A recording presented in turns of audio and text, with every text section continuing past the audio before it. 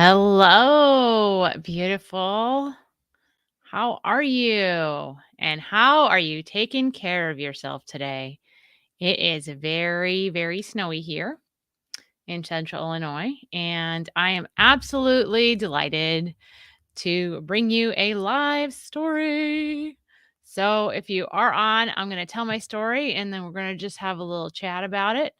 All that good stuff. So, I am going to jump right in. A Tale of Two Fridays.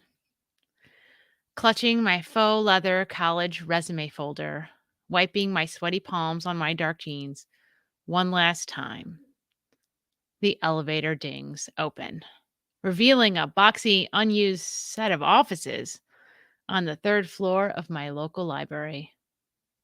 I would have second guessed myself, but I already rechecked the location like 3 times that morning.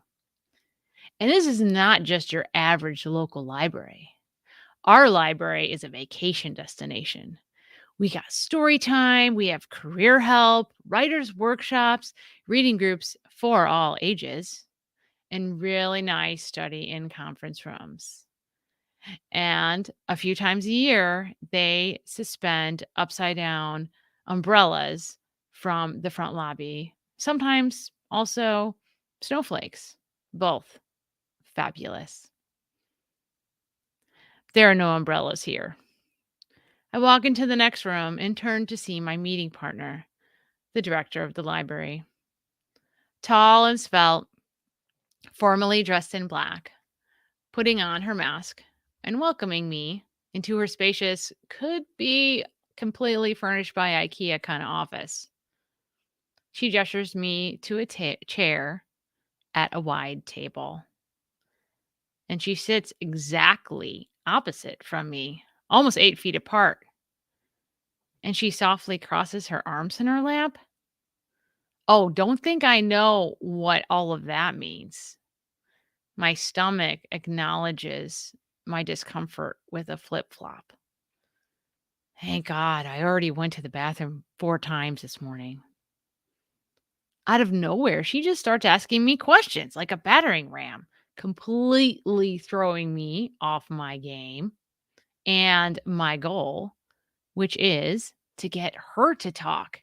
Because if there's anything I know about being a seasoned fundraising professional, is that you want to have your people talking lots more than you, like total 80-20 rule. So I already know where this is headed. South. I try to turn the conversation back to her in the library, as useless as duct tape on the Titanic. So I think while I'm talking, maybe she's private or introverted or both. And my questions hit dead ends. So I talk as succinctly as possible, trying to wrap up my course description in a way that kind of like matches the language of their mission. But I feel like I'm boxing myself up. Kind of like you gave a toddler wrapping paper and tape and said, go wrap this present. I am all wrapped up and wrinkly and sticky, and I feel my shoulders just aching as they grip themselves closed. Sad thoughts like slow motion punches hit my mind. I mean, I did my gratitude, I did my visualizations, I created a really nice info sheet. My wife did have to help me pick out my clothes and my coat this morning, which is kind of weird.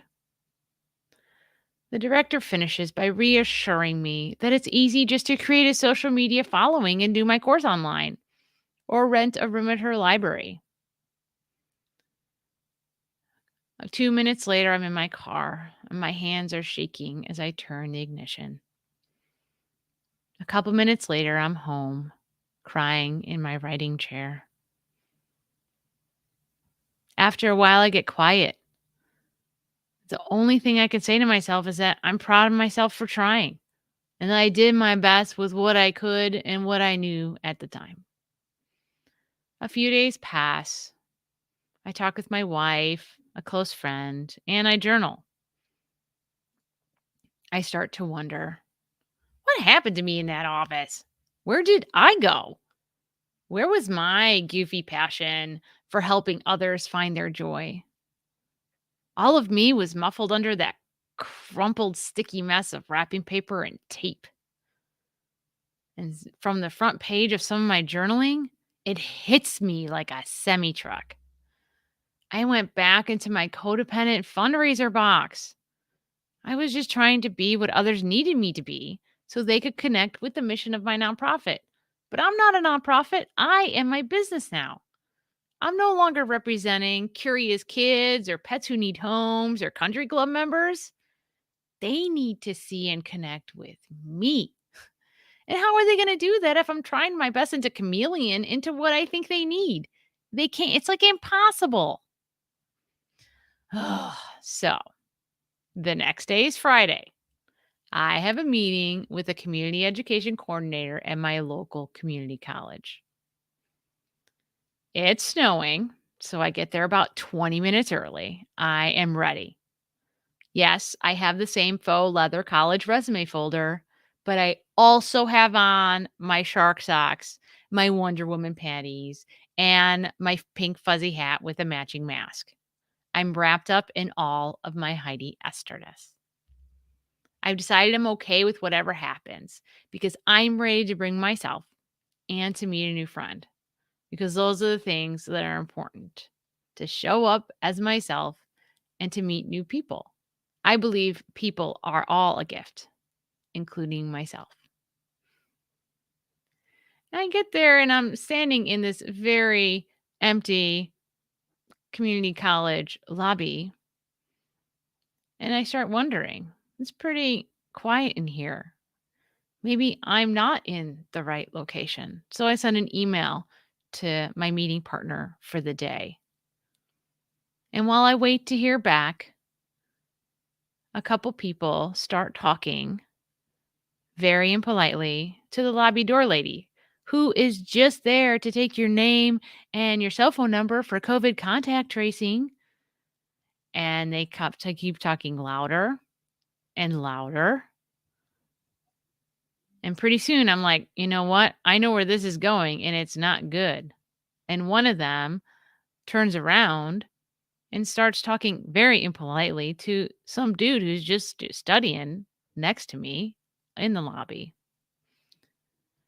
So I check my email really quick before I take action.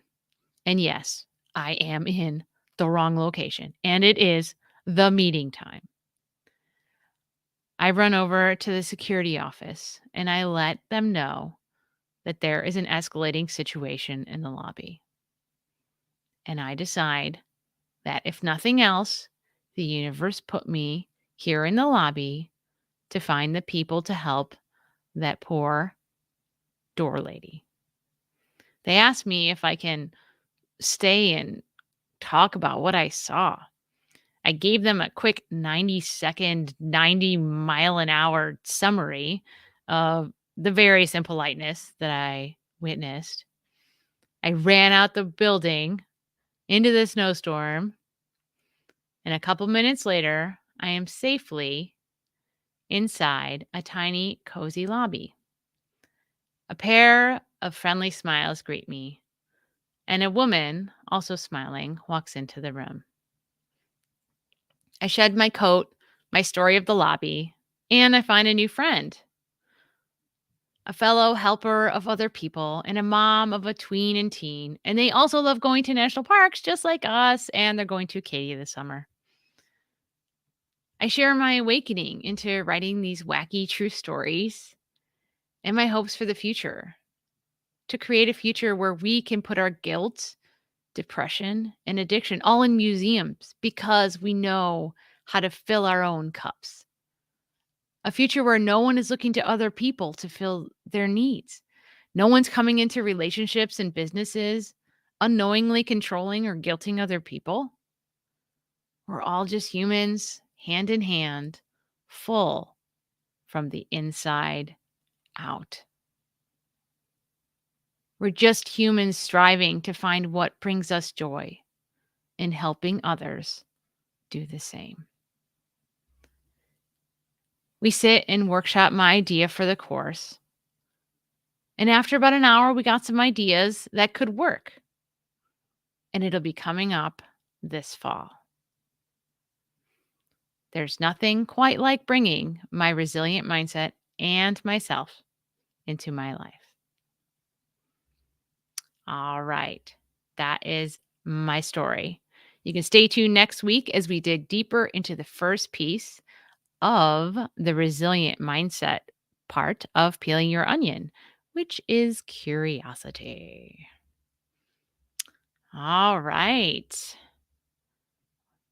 Well, that is the end of my story. And I want to start by asking, how are you and how are you taking care of yourself today? Thank you, Facebook user. I don't know what your name is, but that is a very sweet comment. Facebook user said that I am a gift. Well, thank you. Thank you. And you are a gift as well. And if you need to write it to yourself every day, write it to yourself every day for sure. So today I took care of myself. We have a little winter snowstormy thing, and I took care of myself by doing my meditation before I got out of bed to do my first round of snow shoveling. So, yeah, that is how I took care of myself today, and everyone is home today from school, so I am going to, wrap myself in blankets and do most of my work from my writing chair, because it's a little chilly in my basement. So, all right. Well, thank you so much for showing up and listening. I hope you like the tale of 2 Fridays, and I'm wishing you love, light, and laughter. Until next week, I'm Heidi Esther.